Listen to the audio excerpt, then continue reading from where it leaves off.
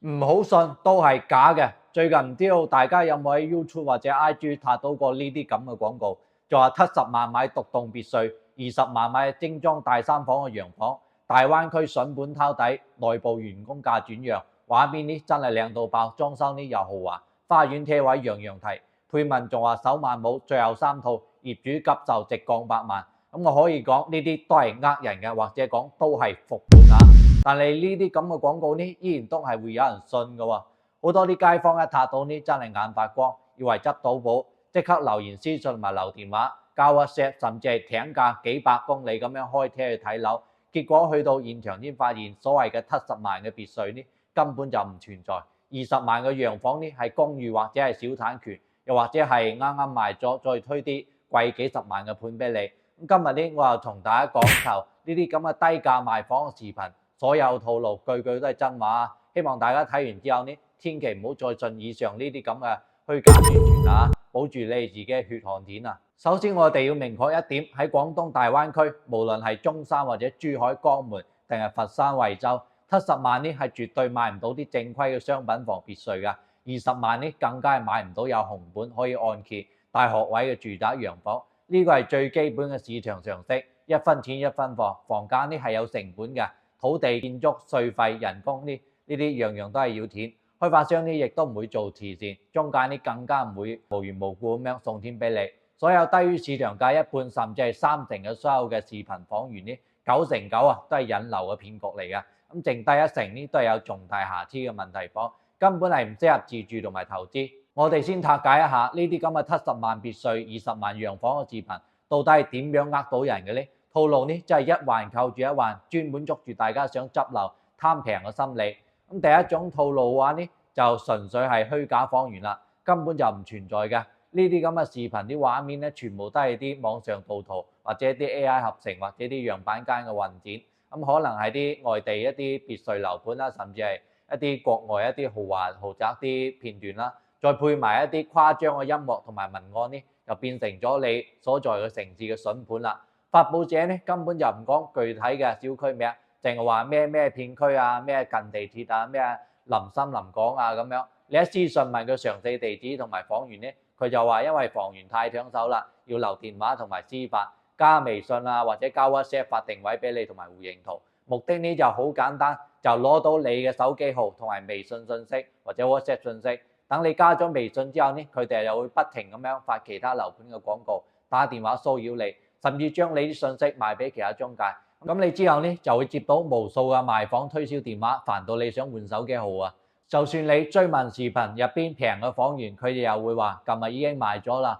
或者講業主臨時反價，或者講內部嘅房源呢已經俾鎖定咗啦。總之呢就係睇唔到賣唔到，純粹呢就用一個唔存在嘅低價呢氹你入局嘅啫。第二種套路嘅話呢就偷換概念啦，文字遊戲玩到盡啦。好多啲視頻講話70萬買別墅，實際係咩啊？係啲聯排，係啲疊墅，甚至係啲6層嘅洋房改造成所謂嘅類別墅，冇花園，冇獨立嘅產權，密度呢又高到離譜，物業費呢亦都係貴到驚人。仲有好多一啲商辦性質啊，啲公寓性質啊，係唔可以落戶，唔可以讀書，水電呢都係商用價嘅，比住宅呢係貴1倍嘅。仲有啲更加離譜呢，就將啲自建房啊、啲小產權包裝成所謂嘅別墅，冇紅本嘅房產證。簽嘅係呢合作建房協議，咁係呢啲嘅話呢係唔受法律保護嘅，隨時呢係面臨被塌被查封嘅風險。你用70萬買翻嚟嘅，可能係一場空；20萬嘅洋房呢，更加係套路嘅重災區啦。一係啲細面積嘅公寓，一係啲遠郊鄉鎮嘅自建房，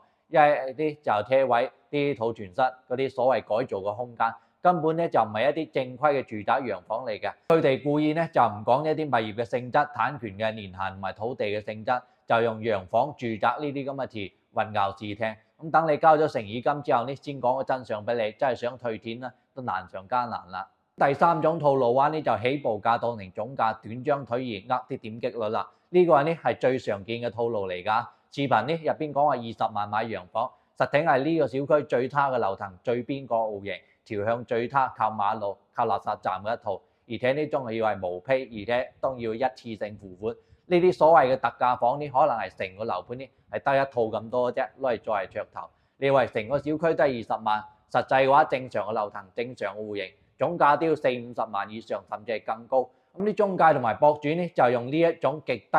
價嘅房呢，都係作為一個封面或者標題，吸引你點入視頻，再引導你留資。等到你去現場，啲銷售就會話呢，特價房你已經賣完啦，然之後呢就極力推薦正常價錢嘅房源。咁話俾你知，貴幾萬但係樓層好，調向好啲，住得會更加舒服啲。好多人呢俾個銷售氹一氹呢，就頭腦發熱啦，就加咗啲預算買咗啦，事後先發覺原來自己係中咗圈套啊！第四種套路呢，就首付當成總價啦，專呃啲剛需嘅新手。有啲視頻呢更加離譜，直接將首付20萬講成係總價20萬。70萬嘅別墅呢，其實係首付70萬，總價呢都要200-300萬。佢哋故意呢就唔提首期呢兩個字，就話20萬拎包入住，70萬輕鬆做業主。咁好多啲唔懂樓市啲街坊呢，尤其係第一次買房嘅剛需啊，以為總價呢就有咁多，咁就興致通通咁樣去問啦，先至發現原來首期啊，月供呢都要幾千或者上萬，根本係超出自己預算㗎。仲有啲呢就結合啲低首付嘅套路，就話咩9蚊9首期啊，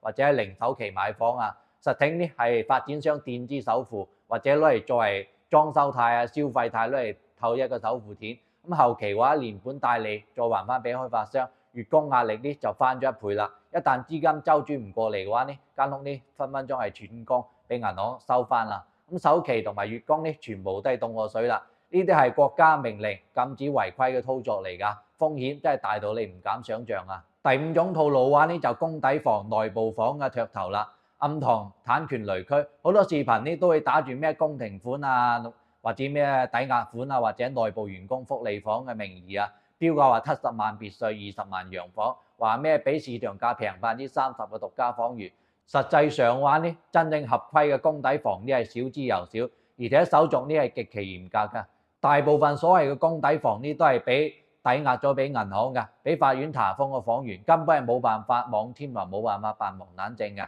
甚至存在一房多買情況。你交咗錢簽咗合同，最後先發現間屋原來備案唔到，房產證呢亦都辦唔到落嚟，錢呢又退唔翻，打官司呢都好難打得贏。仲有啲所謂嘅內部房呢，根本就係啲中介編造出嚟嘅房源，咁樣房企正規嘅銷售呢都係明碼標價嘅，一房一間呢係住建局官網嘅公示嚟嘅，根本係冇大量嘅流通嘅內部低價房源。所謂嘅員工價、福利房呢，其實都係引流啲藉口嚟嘅啫。咁第6種套路話呢就虛構嘅配套啦，畫大餅呃你想聽，視頻入邊嘅70萬別墅、20萬洋房，個個都話咩地鐵口5分鐘步行到商圈啊，咩又話名校啊，咩又話咩啲學位房啊咁樣，又話咩深中通道出口啊，實際去到現場先發現地鐵呢連規劃都未落地，商圈呢開車都要半個鐘頭，學位灣呢更加唔敢保證啦。所謂呢啲近關口、近口岸呢都係縮地成寸，連小區門都未出就推到天花亂墜。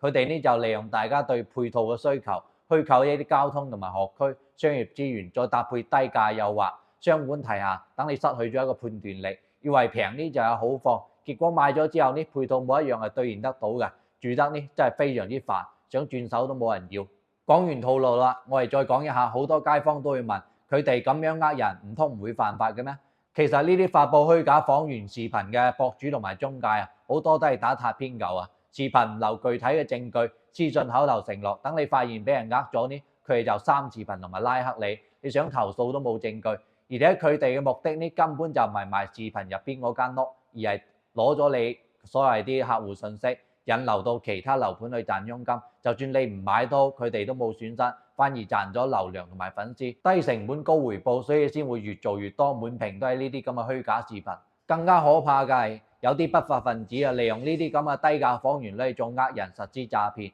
譬如話要求你交住誠意金或者睇房費或者鎖房費，幾千蚊到幾萬蚊不等，話交咗之後先可以留低房源。咁等你轉咗帳之後啦，咁對方呢就自拉黑消失啦。仲有啲冇通業主同埋中介偽造啲房產證、購房合同，你交咗訂金啊、首期款啊，金額高達幾十萬。等你發現俾人呃咗之後呢，報警都好難追得翻。每年大灣區呢都有好多街坊因為信咗呢啲所謂嘅70萬別墅、20萬洋房嘅虛假視頻，俾人呃走咗成副身家。作為大灣區深耕樓市多年嘅從業者呢，我真心勸告大家一句啦，買房係人生大事，喐唔喐呢就幾十萬或者上百萬，千祈唔好貪小便宜。咁如果你真係想買樓、想避坑，記住以下呢幾點啦。句句都係乾貨啊，照做呢就唔會中伏啦。第一嘅話呢，反常呢必有妖，價格離譜呢直接話走啦。喺你所在嘅城市，正常嘅商品房嘅總價大概係幾多？你自己心中都有數。比如中山嘅鎮城區洋房，正常嚟講嘅話，總價平平地嘅都要去40-50萬，別墅話呢都要200萬起。咁珠海西啲洋房呢，平平地啊都要過百萬，別墅話呢就更加唔使講啦。但凡視頻入邊所謂嘅價錢低於市場價30%以上嘅，仲要裝修靚、配套好嘅、樓層靚嘅，可以直接劃走啦，唔使猶豫，100%都係假㗎。第二嘅話呢，就唔好亂留電話，唔好亂交 WhatsApp，保護自己嘅個人信息。只要係唔講具體嘅小區名，唔展示房產證，唔敢講產權嘅性質，淨係叫你留電話啊、交 WhatsApp 啊呢啲，全部都係引流嘅。你嘅手機號啊，同埋啲 WhatsApp 號啊，係啲中介最值錢嘅資源嚟㗎。一旦泄漏出去嘅話呢，後續呢就會好多推銷電話打俾你，你真係會非常之煩㗎。咁睇樓嘅話呢，就直接去正規售樓部，或者揾啲有資質、有門店嘅中介，實地考察呢就最靠譜啦。第三嘅話呢，就查五證啦，查備案認準紅本商品房。買正規嘅商品房一定要睇開發商嘅五證：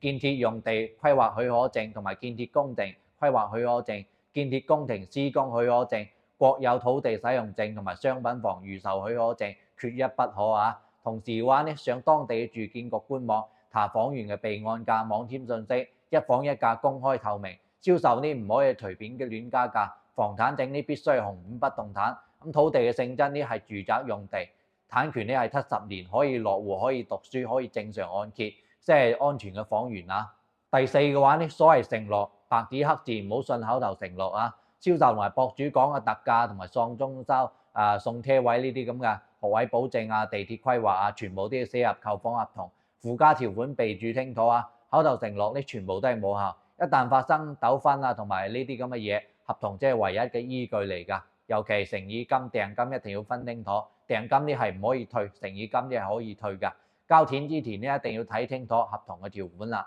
第五嘅話呢，唔好輕易交錢，任何線上嘅轉帳呢都要警惕。未睇樓、未查產權、未簽正式嘅合同之前呢，唔好交任何名義目的嘅費用，包括誠意金啊、睇房費啊、鎖房費啊、信息費啊等等。線上轉帳俾個人嘅微信啊，或者支付寶或者銀行轉帳啊，100%都係詐騙嘅。正規嘅售樓部同埋中介呢都係對公戶轉帳嘅，有正規嘅發票同埋收據。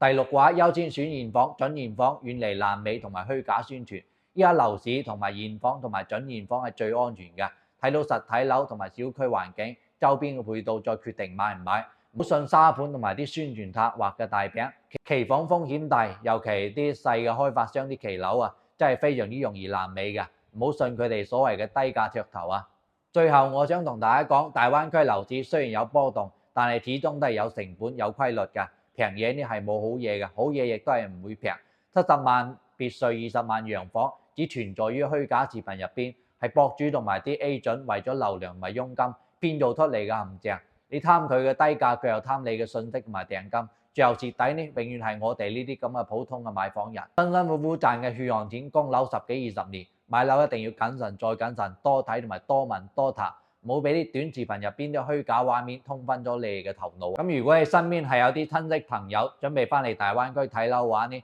可以將我呢一條視頻 share 翻俾佢哋啊，可以幫我哋慳翻幾十萬啦。我係 Johnson。我每個禮拜呢都會更新3條影片，如果認為我係講得 OK 嘅，可以幫我點翻個訂閱啦。我哋下期再見啦，拜拜。